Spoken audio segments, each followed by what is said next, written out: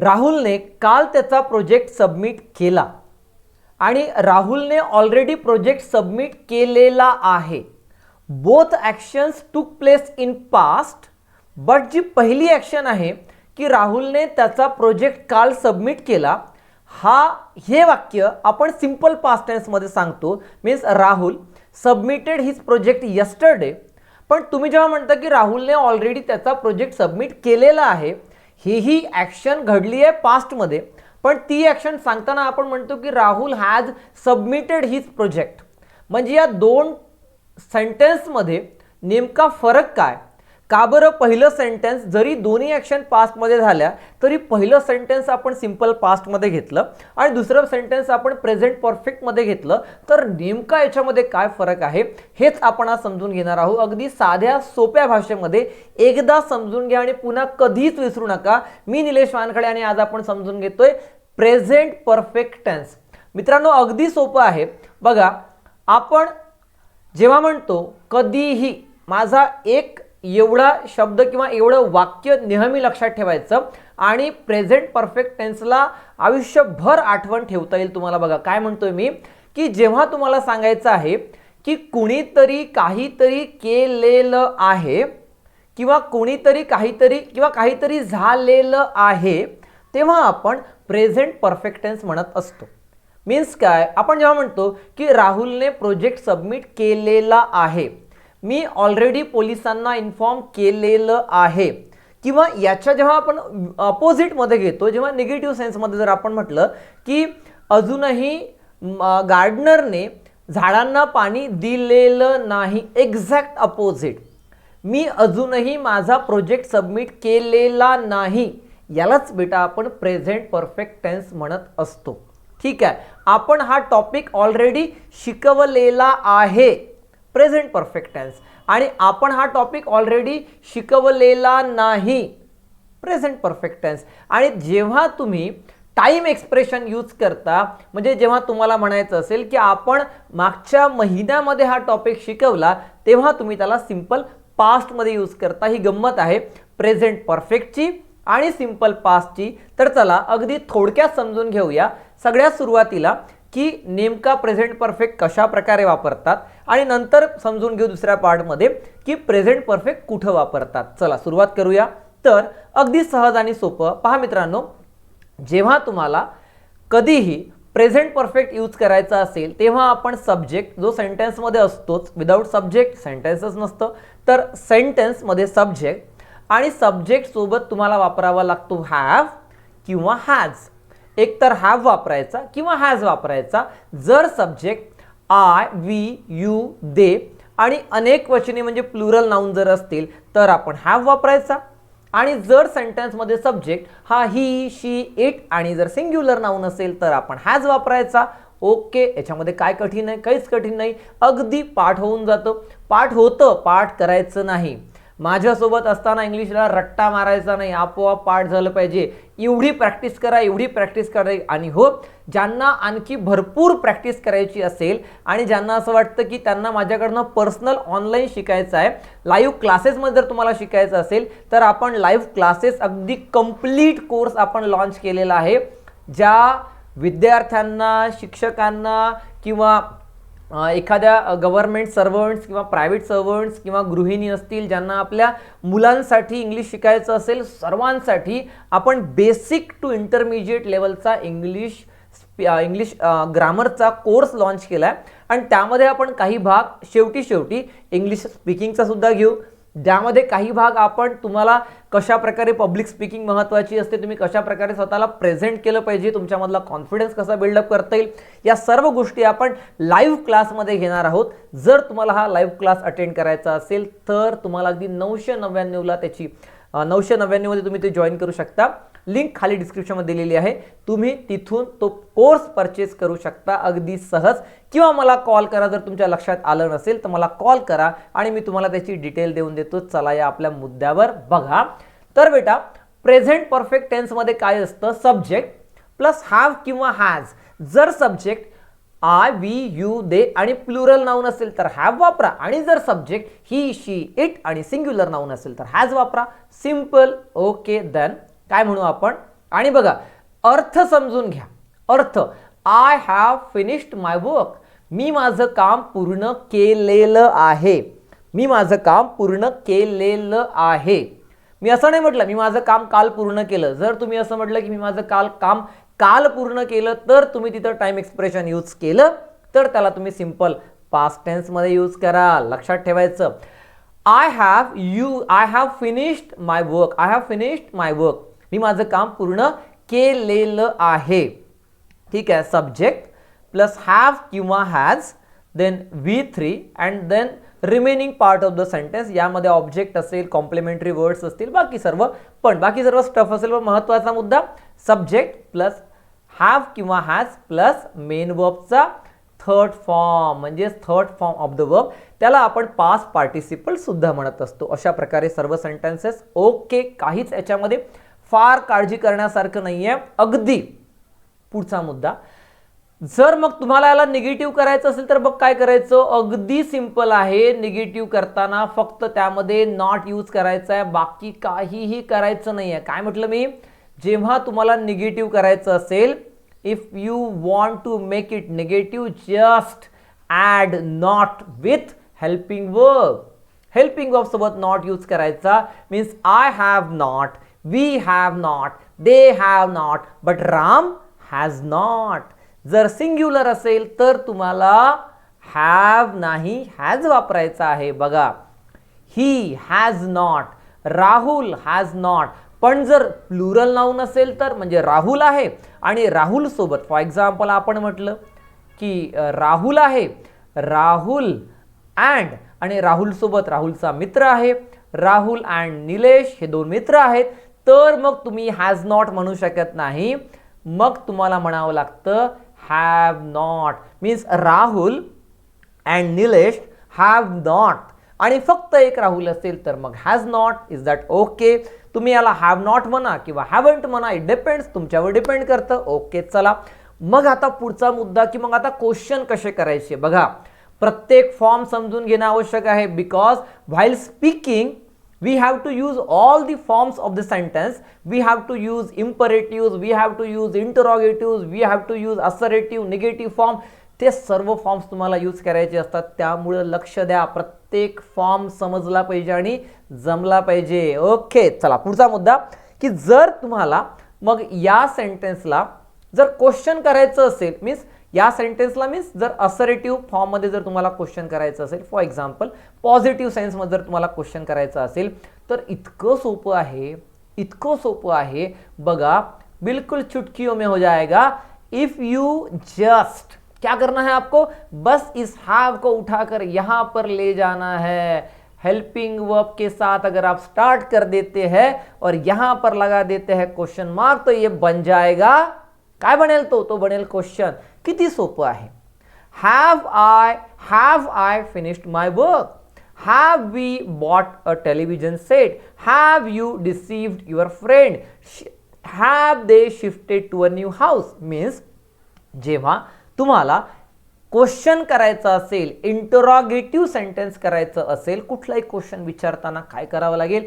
फक्त या हेल्पिंग वर्बला आधी घेऊन या सब्जेक्टच्या आधी म्हणजेच काय होऊन जातो? तो होऊन जातो क्वेश्चन. जस्ट चला या स्लाइडवर जाऊया. इथं बघा, ठीक आहे. फक्त इथून चुकून मी काय केलं बेटा, इथं माझी एक चूक झाली आहे. मी इथं क्वेश्चन मार्क्स द्यायचे विसरलो. ठीक आहे, चला पहा, इथं क्वेश्चन मार्क कन्सिडर करा. Really sorry for that. Question mark consider करायचा. तर बघा काय केलं फक्त मी, म्हणजेच इथून पुढे तुम्हाला अब क्वेश्चन पूछना हो जाएगा आसान.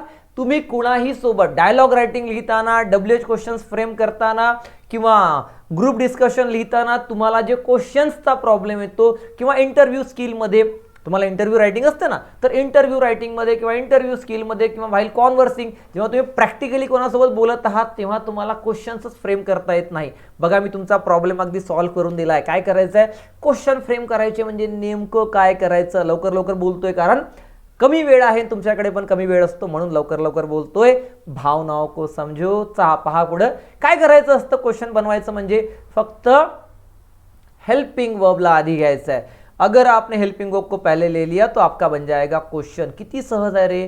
क्वेश्चनला बनवण्यासाठी हेल्पिंग वर्बला पुढे आणा आणि मग सर हा तर वर्बल क्वेश्चन झाला, ठीक आहे, हा झाला वर्बल क्वेश्चन. पण सर आपल्याला WH बनवायचं असेल तर आम्हाला WH क्वेश्चन फ्रेम करायला येतो. अगदी सिंपल आहे, फक्त याच्या पुढे सुटेबल असा WH वर्ड लावायचा म्हणजे तो होऊन जातो WH टाइप क्वेश्चन. म्हणजे सुरुवातीला तुम्ही व्हॉट, हुम, वेअर, व्हॅन, व्हाय जे सुटेबल असेल ते तुम्ही लावायचं म्हणजे अगदी सहज काय होतं, तो बनून जातो WH टाइप क्वेश्चन.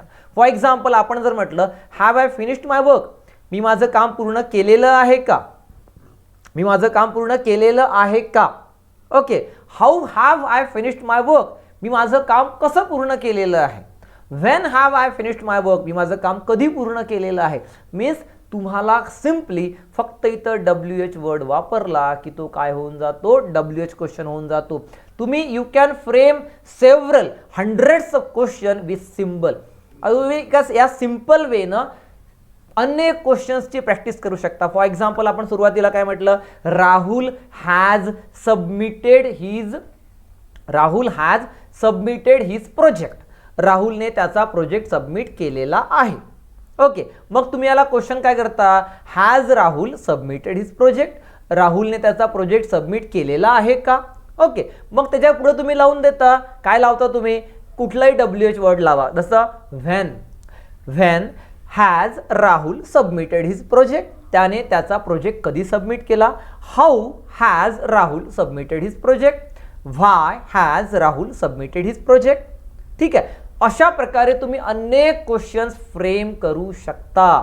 फक्त तुम्हाला काय करावं लागेल, फक्त थोडी प्रॅक्टिस करावी लागेल. आणि प्रॅक्टिस करण्यासाठी तुमच्यासाठी एक सिंपल उपाय आहे, आपला कोर्स. मी ॲडव्हर्टाइजमेंट करतोय असं नाही बरं का, पण तुम्हाला जर कोर्स परचेस करायचा असेल तुम्ही करू शकता, नसेल करायचा तर आपला क्लासेस सुरूच आहेत. चला पुन्हा आता जर तो क्वेश्चन इंटरोगेटिव्ह निगेटिव्ह असेल, म्हणजे जर ते सेंटेन्स इंटरोगेटिव्ह निगेटिव्ह असेल, म्हणजे जर तो क्वेश्चन निगेटिव्ह मध्ये असेल. फॉर एक्झाम्पल पुन्हा इथं आपण क्वेश्चन मार्क विसरलेलो आहोत, तेवढं फक्त कन्सिडर करायचं. चला पुढे जाऊया. Have I not finished my work, मी माझं काम पूर्ण केलेलं नाही का. For example create a situation, एक सिच्युएशन क्रिएट करा. फॉर एक्झाम्पल की तुम्हाला you want to watch a movie, तुम्हाला एक मूवी पाहायची आहे अँड यू जस्ट तिथं तुम्ही पाहायला बसले आणि तेवढ्यात तुमची आई आली and she is yelling at you. ती तुमच्याकडे पाहून चिडत आहे, तुम्हाला रागवत आहे. She is yelling at you, ती तुम्हाला रागवत आहे आणि तुम्हाला म्हणतं की तू काहीच काम करत नाही वगैरे वगैरे वगैरे. तेव्हा तुम्ही काय म्हणता, mom haven't I finished my work, मी माझं काम पूर्ण केलेलं नाही का. Haven't I finished my work, मी माझं काम पूर्ण केलेलं नाही का. ओके, अशा प्रकारे आपण म्हणजे जेव्हा तुम्हाला इंग्लिशमध्ये बोलायचं असेल सुरुवातीला प्रॅक्टिस करताना एक सिच्युएशन क्रिएट करा. Okay, then have we not bought a new television set, आपण नवीन टेलिव्हिजन सेट विकत घेतलेला नाही का. Have they not shifted to a new house, ते नवीन घरी शिफ्ट झालेले नाहीत का. अशा प्रकारे has Rahul not been here for 2 hours, राहुल गेल्या 2 तासांपासून इथं नाही का. Rahul has Rahul not been here for 2 hours, 2 तासांपासून राहुल इथं नाही का. अशा प्रकारे अर्थ समजल्याशिवाय फक्त स्ट्रक्चर्स लर्न करून काहीही होणार नाही. 1 मार्क्स मिळवण्यासाठी जर माझे व्हिडिओ पाहत असाल तर आत्ताच पाहू नका, निघून जा. 1 मार्क्ससाठी माझा व्हिडिओ नसतो, माझा व्हिडिओ असतो इंग्लिशमधल्या परफेक्शनसाठी. So you want to be perfect and accurate. If you want perfection and accuracy in English तर तुम्ही माझे व्हिडिओ पहा. चला पुढे जाऊया. आतापर्यंत आपण पाहिलं की नेमकं कशा प्रकारे आपण या प्रेझेंट परफेक्ट टेन्सला यूज करतो नाव. आता अगदी थोडक्यात आपण पाहणार आहोत व्हेन टू यूज, नेमका प्रेझेंट परफेक्ट टेन्सचा यूज कधी करायचा, काय सांगताना करायचा. तर पहिला रूल असेल बेटा, पहा काय म्हणतो पहिला रूल म्हणतो की present perfect tense is used to describe an action that took place in past but it has its reference and importance in present. म्हणजे काय रे, म्हणजे असं की प्रेझेंट परफेक्ट टेन्सचा यूज आपण तेव्हा करतो जेव्हा एखादी कुठलीही ॲक्शन पास्टमध्ये झाली आहे पण त्याचा रेफरन्स आता आहे, त्याचा रेफरन्स आता आहे. अगदी साध्या एक्झाम्पलच्या माध्यमातून सांगतोय, तुमच्या आवडीचं एक्झाम्पल किंवा तुमच्या मधलं एक्झाम्पल. का आपण फॉर एक्झाम्पल तुम्ही एखाद्या लग्नाला गेले आणि लग्नाला गेल्यानंतर तुमचे वडील अगदी बाहेर आहेत, DJ जवळ आहेत, अगदी डान्स वगैरे करतायत, तुम्ही आणि तुमची आई आतमध्ये आहे. एवढ्यात तुम्हाला झोप लागली आणि वडील आल्यानंतर आईला विचारतात की ती कशी काय झोपली, जेवली की नाही. तेव्हा वडील तुम्हाला उठवण्याचा प्रयत्न करतात. तुमची तेव्हा आई म्हणते की ती ऑलरेडी जेवलेली आहे. It means present perfect tense. तुम्ही जेवले कधी? तुम्ही जेवले अर्धा तास आधी, 1 तास आधी. पण आता वडिलांनी विचारले की ती जेवली की नाही, मीन्स त्या जेवण्याचा that action took place in past, घटना पास्टमध्ये घडली, action took place in past, but it has its reference in present. कारण वडिलांनी आता विचारलंय की ती जेवली की नाही. फॉर एक्झाम्पल मी सर्वांना रागवत आहे. तुम्हाला मी सर्वांना सांगितलं, माझ्या क्लासच्या मुलांना, की तुम्ही सर्वांनी अगदी 6 वाजेपर्यंत तुमचं होमवर्क सबमिट करायचं आहे आणि मी सर्वांना रागवत आहे. तेव्हा मी एकाला रागवताना तुमच्यापैकी एखादी विद्यार्थिनी आहे, फॉर एक्झाम्पल श्रावणी, म्हणते की sir I already sent my homework. म्हणजे श्रावणीने तिचा होमवर्क हा 1 तास, 2 तास, 15 मिनिटं आधीच सबमिट केला किंवा पाठवला. पण ती आता सांगत आहे कारण मी आता विचारत आहे. म्हणजेच तिने जी गोष्ट कधी केली, 1 तास, 2 तास आधी केली, पण ती सांगताना ती टाइम मेन्शन नाही करत आहे. तिने असं नाही म्हटलं की सर मी 1 तास आधी पाठवला. तिने फक्त काय म्हटलं? तिने फक्त म्हटलं की सर मी ऑलरेडी तुम्हाला होमवर्क पाठवलेला आहे. म्हणजेच याचा अर्थ जेव्हा एखादी ॲक्शन ही आपण केलेली आहे किंवा एखादी ॲक्शन झालेली आहे विदाऊट युझिंग टाइम एक्सप्रेशन, जेव्हा तुम्ही सांगता तेव्हा आपण त्याला प्रेझेंट परफेक्ट टेन्समध्ये मांडत असतो. They have shifted to new house. ते नवीन घरी शिफ्ट झालेले आहेत. मीन्स ते ऑलरेडी झाले शिफ्ट, पण आता त्याचा रेफरन्स आला म्हणून आपण म्हटलं की ते ऑलरेडी नवीन घरी शिफ्ट झालेले आहेत. अगदी सहज दुसरी स्लाइड सांगते किंवा दुसरा रूल सांगतो. To describe an action that began in past but it is still continuing. एखादी ॲक्शन आहे जी सुरू झाली पास्टमध्ये पण ती अजूनही सुरू आहे. अशा प्रकारच्या ॲक्शन्स आपण प्रेझेंट परफेक्ट कंटिन्युअसमध्ये पण सांगतो, अगदी सांगता येतील, आणि प्रेझेंट परफेक्टमध्ये सुद्धा सांगतो. त्यामुळं प्लीज कन्फ्यूज होऊ नका. याच ॲक्शनला आपण सेम मिनिंगनं आपण याच ॲक्शनला प्रेझेंट परफेक्ट कंटिन्युअस टेन्समध्ये सुद्धा सांगू शकलो असतो. For example my uncle has been living in Delhi for 20 years. हे बरोबर आहे, अर्थ सारखाच. And my uncle has lived in Delhi for 20 years, अर्थ सारखाच. म्हणजेच एखादी ॲक्शन जी सुरू झाली पास्टमध्ये, माझ्या अंकलनी 20 वर्ष आधी दिल्लीमध्ये राहायला सुरुवात केली आणि अजूनही राहत आहेत, म्हणजेच ही ॲक्शन आपण प्रेझेंट परफेक्ट टेन्समध्ये सुद्धा सांगू शकतो आणि प्रेझेंट परफेक्ट कंटिन्युअसमध्ये सुद्धा सांगू शकतो. Is that clear? त्यानंतर विथ एट अँड सो फार, अगदी महत्त्वाचं. काय म्हणतो मी? की आपण जसं म्हणतो की मी ऑलरेडी एखादी ॲक्शन केलेली आहे, प्रेझेंट परफेक्ट टेन्स, त्याचं जे अपोजिट आपण करू, ज्यामध्ये आपण म्हणू की आपण एखादी ॲक्शन केलेली नाही, म्हणजेच त्याचं अपोजिट, ते आपण अगदी निगेटिव्ह सेन्समध्ये प्रेझेंट परफेक्टमध्ये म्हणू शकतो. फॉर एक्झाम्पल आपलं पहिलं सेंटेन्स काय होतं? पहिलं सेंटेन्स होतं की राहुलने ऑलरेडी त्याचा प्रोजेक्ट सबमिट केलेला आहे. ठीक आहे. आणि याचं अपोजिट काय होईल निगेटिव्ह सेन्समध्ये? की राहुलने अजूनही त्याचा होमवर्क सबमिट केलेला नाही. आणि व्हेन यू यूज्ड अजूनही म्हणजेच एट किंवा सो फार, लक्षात आलं रे? काय म्हणतो आपण?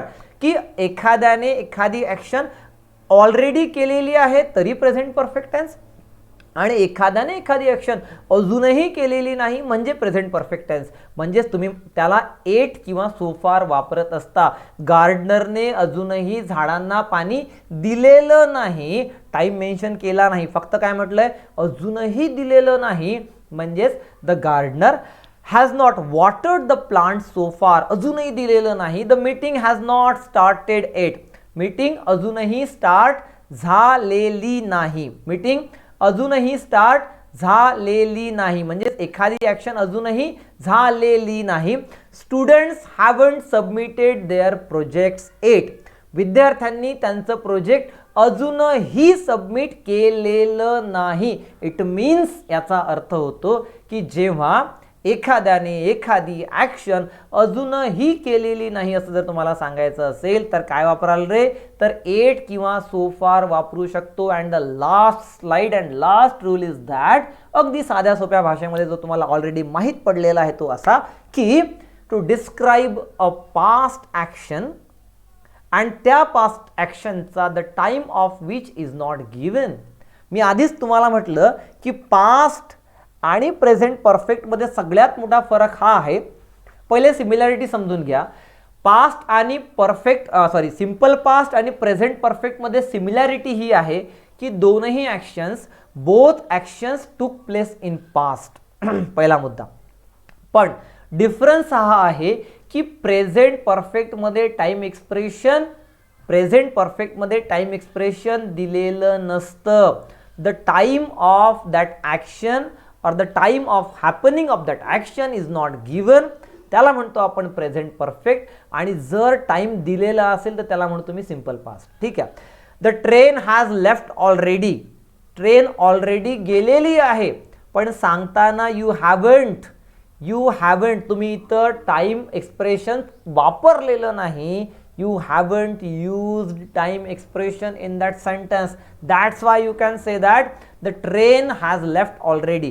But if you use time expression, जर तुम्ही तर time expression use केलं, for example already च्या ठिकाणी तुम्ही वापरलं the train has left last night, तर sentence चुकलं कारण तुम्ही लास्ट नाईट वापरलं आणि इकडे प्रेझेंट परफेक्ट वापरला म्हणजे सेंटेन्स चुकलं. सेंटेन्स कसं असायला पाहिजे होतं, it should be like that. Okay, असं असायला पाहिजे होतं. The train left last night, the train left the station और ट्रेन लेफ्ट लास्ट नाईट, अशा प्रकारे. कारण तुम्ही इथं पास्ट एक्सप्रेशन वापरलं तर तुम्हाला इथं V2 म्हणजे सिंपल पास्ट टेन्स वापरावं लागेल. Then the train has just arrived, time expression is not given. I have received a letter from my mother, मला माझ्या आईकडून लेटर मिळालं. ठीक आहे, मिळालेलं आहे. आय हॅव रिसीव्ड, मी रिसीव्ह केलेलं आहे. पण टाइम एक्सप्रेशन फादरकडून टाइम एक्सप्रेशन वापरलेलं नाही. पण जर इथं टाइम एक्सप्रेशन असेल, फॉर एक्झाम्पल तुम्ही जर म्हटलं लास्ट वीक आणि लास्ट वीक म्हटल्याबरोबर काय होईल, सेंटेन्स चुकलं. सेंटेन्स पाहिजे होतं मग I received a letter from my father last week, अशा प्रकारे. तर मित्रांनो, अशा प्रकारे आपण म्हणू शकतो की जेव्हा एखाद्या सेंटेन्समध्ये जर तुम्हाला पास्ट ॲक्शन सांगायची आहे आणि जर तुम्ही टाइम एक्सप्रेशन यूज केलं तर तुम्हाला त्याला सिंपल पास्टमध्ये सांगावं लागेल. आणि तुम्ही जर टाइम एक्सप्रेशन यूज नाही करत आहे, काही गरज नसेल, तर तुम्हाला तिथं, आणि प्रत्येक वेळी यूज केलंच असतं असं नाही आहे, कुठं कुठं ते इम्प्लाइड असतं, म्हणजेच ते लपलेलं असतं किंवा तुम्हाला ते अंडरस्टूड असतं. तर जेव्हा एखाद्या सेंटेन्समध्ये time expression is not given or implied तेव्हा आपण प्रेझेंट परफेक्ट वापरतो. आणि जेव्हा टाइम एक्सप्रेशन दिलेलं असतं किंवा इम्प्लाइड असतं तेव्हा आपण सिंपल पास्ट वापरतो. तर अशा प्रकारे आपण समजून घेतला प्रेझेंट परफेक्ट टेन्स अगदी साध्या सोप्या सरळ भाषेमध्ये. जर तुम्हाला समजला असेल तर व्हिडिओला लाईक करा, शेअर करा आणि उद्या आपण नवीन व्हिडिओ सोबत आणि नवीन टेन्स सोबत भेटणार आहोत. तोपर्यंत थँक्यू सो मच.